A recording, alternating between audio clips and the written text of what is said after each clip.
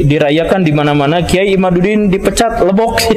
Ya, mereka tidak tahu kalau 99% pengurus PBNU itu tidak percaya Nasabalawi. Oh, serius? Serius. Itu bisa diverifikasi. Tidak peduli apakah ini berkaitan dengan sesuatu yang masuk akal buat kita atau tidak, apakah ini berkaitan dengan sesuatu yang bisa kita setujui atau tidak, yang penting jangan sampai nantang kualat.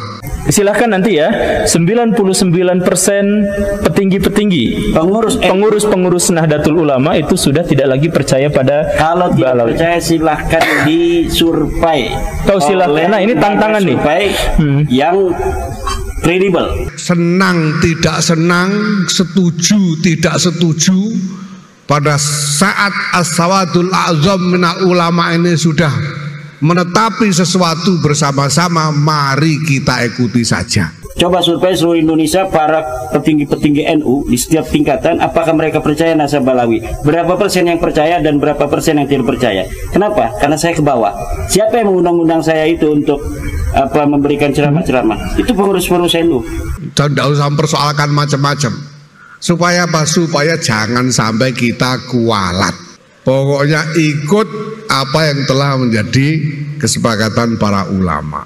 Klan-klan yang mengaku sebagai keturunan Nabi, yang mengaku sebagai Habib dalam tanda kutip, itu yang lain ada manuskripnya kecuali Ba'alawi ini justru. Iya, dan manuskrip yang lain itu nggak pakai gelar Habib, pakainya Sayyid atau Syarif. Waktu kemarin saya podcast waktu di Manim Ali 3 hari kemarin, beliau membawa kitab Taurah abad 3. Jadi untuk keturunan sekarang Bani Ismail bin Ibrahim alaihissalam itu dikatakan Sayyidus Syarif, hanya 2, Sayyid dan Syarif, untuk keturunan dari Nabi Ismail alaihissalam, bukan dari Ishak. Ismail semua Sayyid Syarif semua. Antara Ubaidillah dengan Rebai saat dia gaul satu zaman. Tapi anehnya di sini beliau memberikan penegasan bahwa siapapun yang ada keterkaitan dengan Ismail ditandai dengan gelar yang sangat unik, Syarifan.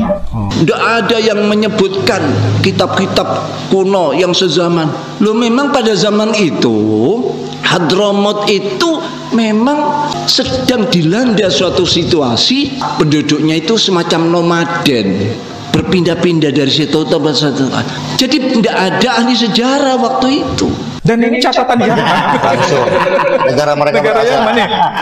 Tabaqat Sulaha il-Yaman. Maksudnya itu orang-orang yang hidup dari zaman ke zaman. Mereka ini dikenal sebagai orang-orang saleh, dan mereka itu tinggal di kawasan Yaman. Yang nyatet tokoh ini, ulama ini tidak ada.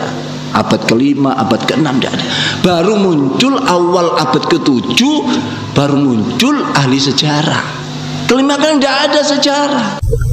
Sekarang itu masalah polemik itu pada akhirnya di kalangan masyarakat tidak selesai. Nah, tapi untuk pribadi kiainya sendiri sekarang didepak dari kepengurusan NU. Betul tidak itu teh? Ya, artinya begini, bukan didepak ya. Ada reshuffle. Saya ini kan sebagai lembaga itu menteri. Jadi pengurus di PBNU itu sebagai eksekutif yang kapan saja boleh mengganti menteri dan kemudian bisa memasukkannya lagi. Dan saya husnudzon bahwa pimpinan kita di PBNU mempunyai grand strategi untuk mencapai visi-visi strategis yang harus dicapai dalam jangka yang pendek, dengan salah satunya adalah meresapel saya itu. Nah, sampean kalau mau ngurus itu sekalian nanti sampean ngurus nasabnya Kanjeng Nabi sampai ke Nabi Ibrahim, itu catatannya sumbernya dari mana kan repot juga. Apalagi sampai Nabi Adam. Kan ada tudingan bahwa kenapa Kiai Imad dan teman-temannya itu tidak percaya sama keturunan Nabi? Kan nanti Imam Mahdi juga dari keturunan Nabi. Itu berarti tidak relevan tuduhan itu ya? Relevan. Karena kita tetap percaya bahwa Nabi itu ada dan berketurunan sampai sekarang. Hanya saja bahwa yang Ba'alawi itu harus kita koreksi atau harus kita kritik. Dikoreksi. Oh, bukan lagi. Memang harus diputuskan oleh negara bahwa dia bukan turun Nabi. Aduh, iya. harus diputuskan. Kenapa? Karena sudah terverifikasi kajian nasab dan sejarah itu dengan tes DNA mereka yang tidak menunjukkan mereka orang Arab acan. Nah, kalau sekarang ribut-ribut silsilah Ba'alwi itu barang kuno sebetulnya. Ya gitu itu ya ndak usah diurus, itu kitab sezaman yang menjadi sumber mana ya ndak usah ditulis, apalagi dites DNA segala macam ya. Mau cari DNA-nya Sang Jangwentang itu dari mana? Menurut ilmu rijalul hadis, sampai sejauh mana keotentikan dari, kan kalau misalkan yang Ba'alawi tadi langsung dinyatakan selesai, itu tidak ada buktinya, tidak kelihatan biografinya, tidak ada karyanya, tidak ada. Nah, klaim-klaim yang lain itu bagaimana? Klaim-klaim yang lain yang kita selidiki, kita teliti, seperti nakobah ashraf yang di internasional di luar negeri ya, Bapak Gembul. Semenjak mereka berdiri, mereka sudah punya manuskrip. Aneh nggak sekarang? Sekelas Robert Alwiyah baru kelabakan sekarang, baru cari manuskrip. Kenapa? Gitu. Oh iya, karena memang nggak punya naskah aslinya. Satu. Tapi yang lain, nakobah yang lain itu ada manuskripnya. Ada. Lah kalau kamu minta kitab sezaman, yuda ada. Lah kok minta? Mungkin dia tidak tahu. Jadi yang nantang minta kitab sezaman mungkin dia tidak tahu atau bodoh.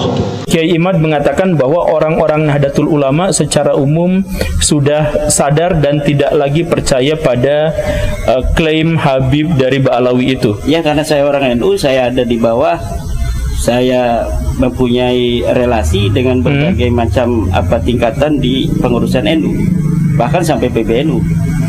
Kebanyakan mereka tidak percaya nasab Ba'alawi. PBNU dianggap belani Habaib, menjadi jongosnya Habaib, menjadi budaknya, menjadi anunya Ba'alawi. Kita tidak bela Ba'alawi.